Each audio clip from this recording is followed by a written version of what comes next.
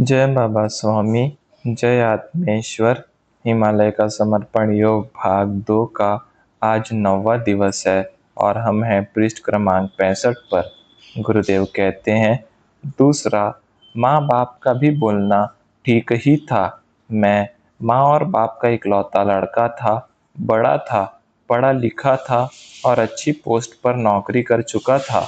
अनुभवी था, स्वस्थ था, हट्टा कट्टा था। अब नौकरी नहीं करूँगा कहूँगा तो वे नाराज़ तो होंगे ही। मैं किसी बड़ी बीमारी का शिकार हुआ होता, मैं अपंग हो गया होता तो बात अलग थी, पर ऐसा कुछ भी कारण नहीं था। मेरी मृत्यु हो गई होती तो भी एक विधवा के रूप में मेरी पत्नी को समाज की सहानुभूति मिलती, पर मैं अच्छा स्वस्थ होकर भी कमाता नहीं था और वह मुझे कमाने के लिए नहीं कहती थी। यह देखकर पिताजी ज़्यादा नाराज होते थे। वह उन्हें कहती थी, उनका जन्म कमाने के लिए नहीं हुआ। वे जो कमाने वाले हैं वह आप मैं नहीं कमा सकते हैं। उनका तो विषय ही छोड़ दो। पत्नी को तो उसके माँ बाप बहनों से भी सुनना पड़ता था। वह तो बेचारी सभी की बातें सुनती थी, फिर भी मैदान में डटी हुई थी। उसका वह निश्चय ही मुझे प्रोत्साहन देता था। मैं सोचता था, मैं पुरुष होकर थोड़े दिन नहीं सहन कर सकता, वह तो स्त्री होकर इतना सदैव समाज में रहकर सहती है। मैं अपनी पत्नी से पहले से ही बहुत प्रेम करता था और अब जब वह मेरे गुरु कार्य में मदद करने लग गई तो फिर उस प्रेम के साथ मेरे मन में उसके प्रति आदर भी निर्मित हो गया। जिस दृढ़ निश्चय के साथ वह मेरे साथ थी, वह देखकर तो मैं स्वयं भी आश्चर्यचकित हो जाता था। कितने विश्वास के साथ वह जी रही थी। मैंने उसे जीवन में कभी भी टूटते हुए नहीं देखा था। अपने पास जो न हो वह दूसरे के पास हो तो मनुष्य स्वयं ही उस ओर आकर्षित हो जाता है। मैं भी इसी कारण उसकी ओर आकर्षित हो जाता था। मैं सोचता था कि अगर यह नहीं होती तो शायद मैं इस समाज में ही कभी नहीं आता। मेरे सारे रिश्तेदार मुझसे अधिक मेरी पत्नी को गालियां देते थे। वे कहते थे, तू ही उसे इस मार्ग पर जाने के लिए प्रोत्साहित कर रही है। अगर वह ऐसा होता तो शादी के पहले ही चला जाता। शादी होने के बाद वह ऐसा क्यों कर रहा है? तेरे ही कारण। तू ही इन सब की जिम्मेदार है। तू है कि उसे इस मार्ग पर चलने से रोकने की जगह आर्थिक मदद करके उसे प्रोत्साहित कर रही है। आज नहीं लग रहा है, कल पछताएगी, कल रोएगी। फिर हमें रोते हुए मत कहना कि यह क्या हो गया। वह एक दिन जो जाएगा वह आएगा ही नहीं, फिर रोएगी। इन सब में मेरी माँ मौन थी। भीतर से वह मुझे अच्छी तरह से जानती थी। वह मौन इसीलिए थी क्योंकि वह मेरे ही पक्ष में थी, पर पिताजी के सामने यह बात कहने की उसकी हिम्मत नहीं थी। मेरी माँ ने एक बार एकांत में मुझसे कहा था, चिंता मत कर, सब समय एक जैसा नहीं होता है। यह भी समय है, चला जाएगा। इस सारे खराब माहौल में सबसे मुख्य बात है कि इस मार्ग में तेरी पत्नी वट वृक्ष की तरह तेरे साथ है।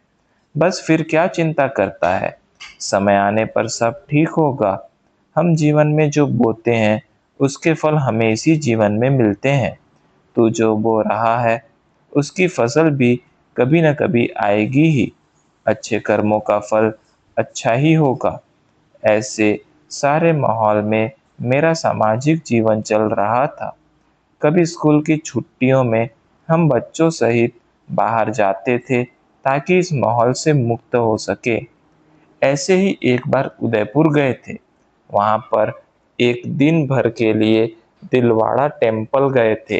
वहाँ पर ऐसे ही बातें करते हुए बैठे थे तो पत्नी ने कहा, मैं बचपन से गायत्री मंत्र का जाप करती हूँ और मुझे उस मंत्र पर पूरा विश्वास है।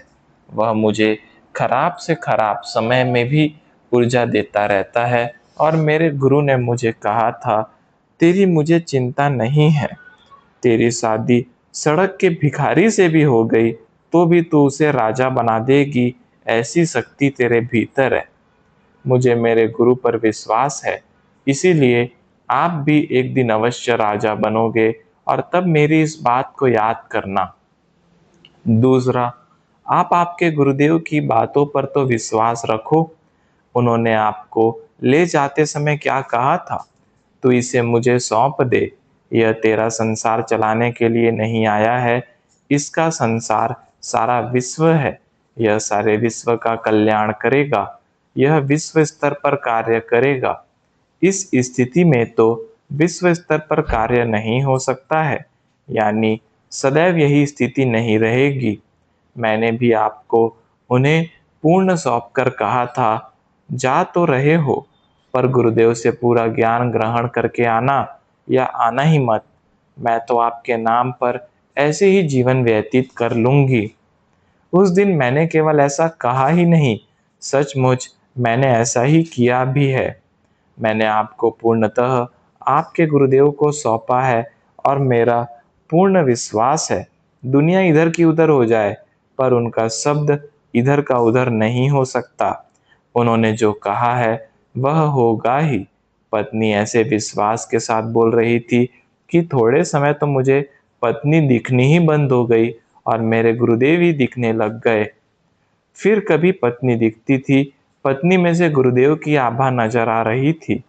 मैं अपने आप को एकदम सिकुड़ता हुआ महसूस कर रहा था।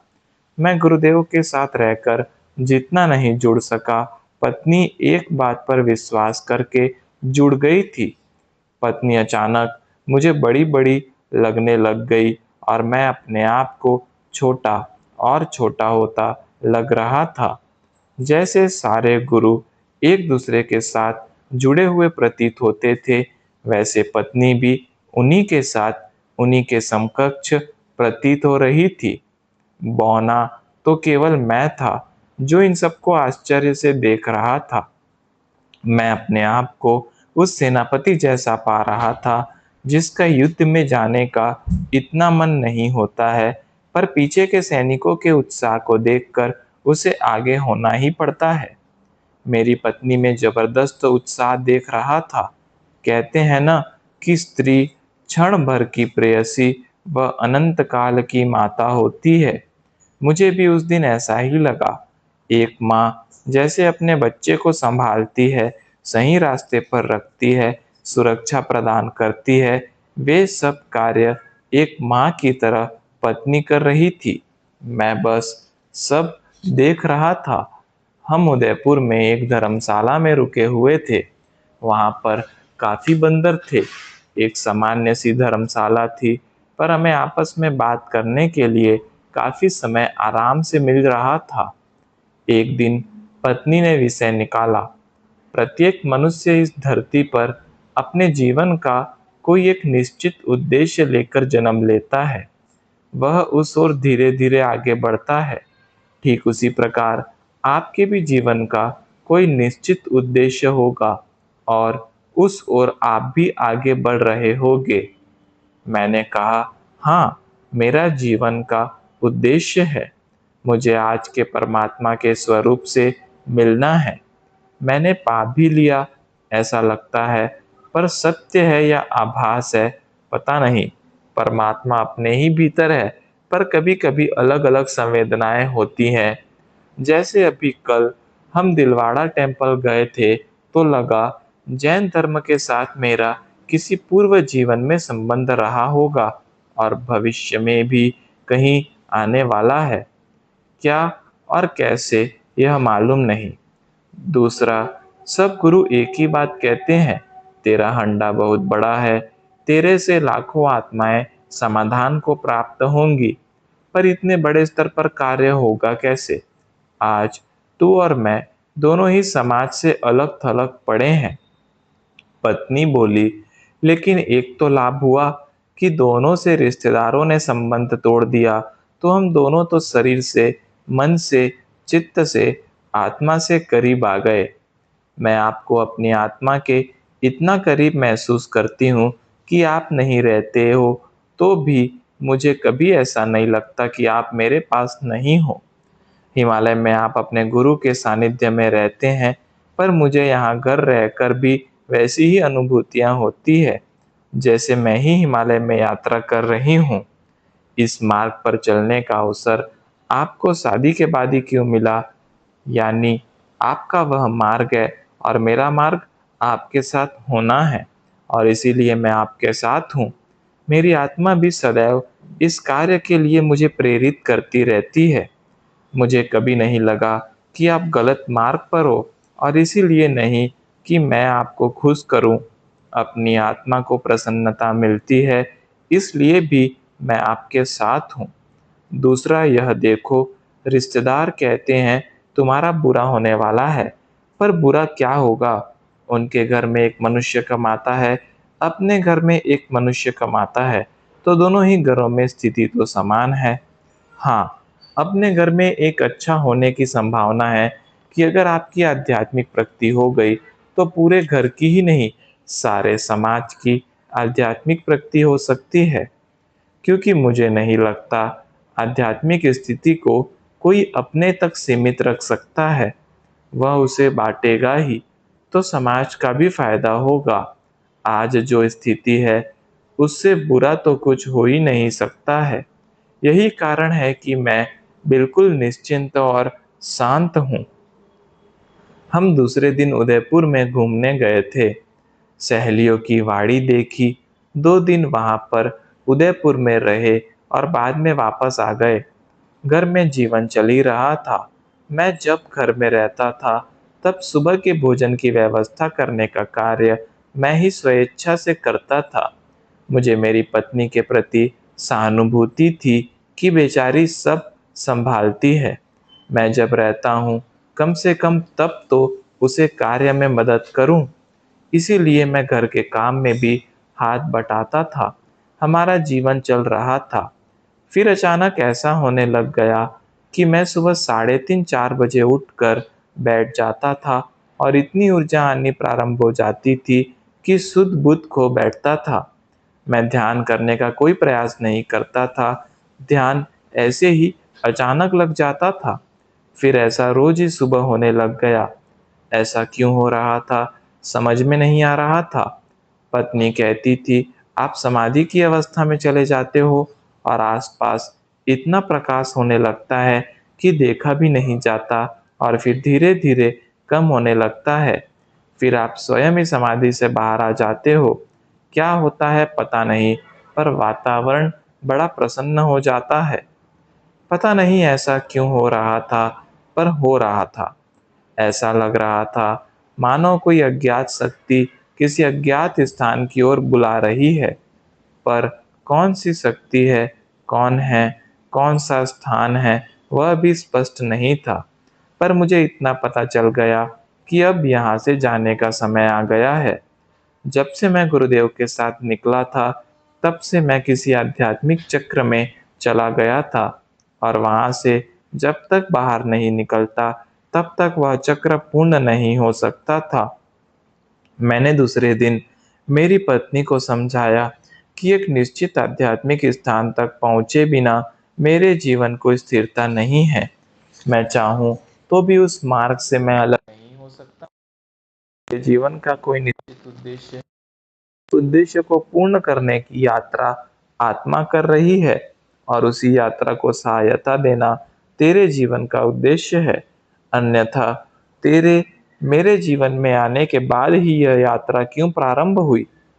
पत्नी बोली, यह बात आप आज बोल रहे हो, पर यह मैं अपनी शादी हुई तब से ही जान गई थी। एक अच्छा आध्यात्मिक महान कार्य करना और उस कार्य में संपूर्ण योगदान करना दोनों ही पवित्र कार्य है। आप निश्चिंत होकर अपना कार्य करें, मैं भी निश्चिंत ही हूँ, और सहयोग करने का अपना कार्य कर रही हूँ।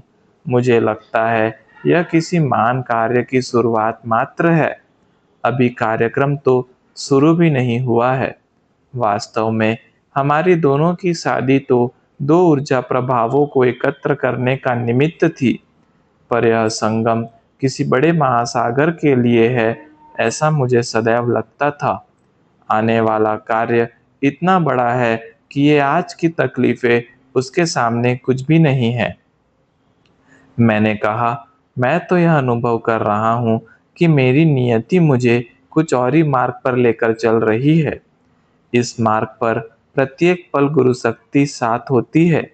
यह ठीक ऐसा ही है कि मानो एक ग्वाला गायों को सीधे रास्ते पर लेकर चल रहा है।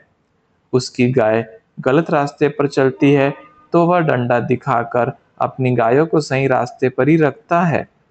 परमात्मा रूपी ग्वाला है जो मुझे केवल आध्यात्मिक मार्ग पर ही चलने के लिए प्रेरित करता है और मैं भी उसी रास्ते पर ही आगे बढ़ पाता हूँ।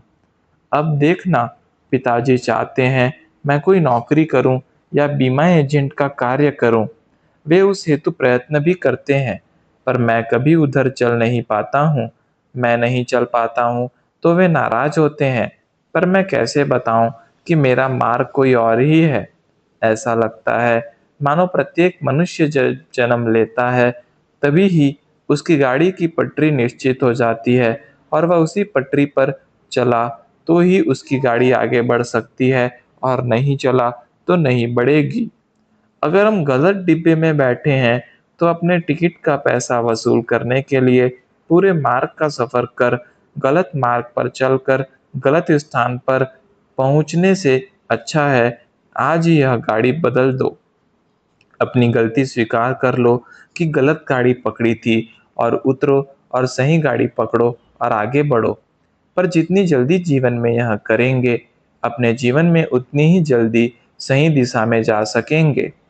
तो अब हम अपनी गलती सुधारेंगे और एक ही मार्ग पर चलेंगे और उस मार्ग से ही पूर्णत्व तक पहुंचेंगे। बहुत कम लोग होते हैं जिनको अपने जीवन में अपनी स्वयं की पटरी को चुनने का अवसर मिलता है और चलने का अवसर मिलता है। अन्यथा लोग तो गलत पटरियां पकड़कर चलते हैं और जीवन के अंतिम क्षणों में महसूस करते हैं कि हम गलत स्थान पर पहुंच गए हैं। पर अब कुछ नहीं किया जा सकता है क्योंकि अब तो जीवन ही समाप्त हो गया है। ऐसा होता भी है कि मनुष्य की इच्छा होती है चित्रकार बनने की और वह पिताजी के दबाव में डॉक्टर बन जाता है। फिर हसरत रह जाती है कि मैं चित्रकार नहीं बन सका। ऐसा हम हमारे साथ नहीं होने देंगे। हम अब एक ही सही मार्ग, आध्यात्मिक मार्ग पर ही चलेंगे। मुझे ध्यान करना बचपन से अच्छा लगता है। मैं बचपन में भी नाना जी के साथ हनुमान मंदिर में गया या नानी के साथ गौरक्ष में कृष्ण मंदिर गया। मैं वहाँ ध्यान ही करता था। एक ही उद्देश्य को लेकर चलना और जीवन भर चलना, अब यही मेरा लक्ष्य है। अगर इस मार्ग में कुछ सफलता मिली और आगे बढ़ा और कुछ अनुभूतियां हुई तो वे अनुभूतियां मैं जीवन के उत्तरार्ध में समाज को बांटूंगा। अब यही मार्ग निश्चित कर आगे बढ़ना है। ऐसा करने से तो छोड़, केवल ऐसा सोचने से भी कितना आनंद आ रहा है। शरीर में एक नई ऊर्जा का संचार हो रहा है। शरीर की यह बढ़ती हुई सकारात्मक ऊर्जा मानो कह रही है यही सही मार्ग है। हम दोनों उस दिन बहुत खुश हुए। मैं रोज सुबह ध्यान में मेरे गुरुओं को याद करता था, रोज प्रार्थना करता था। मैं तो मूर्ख हूँ, अनपढ़ हूँ।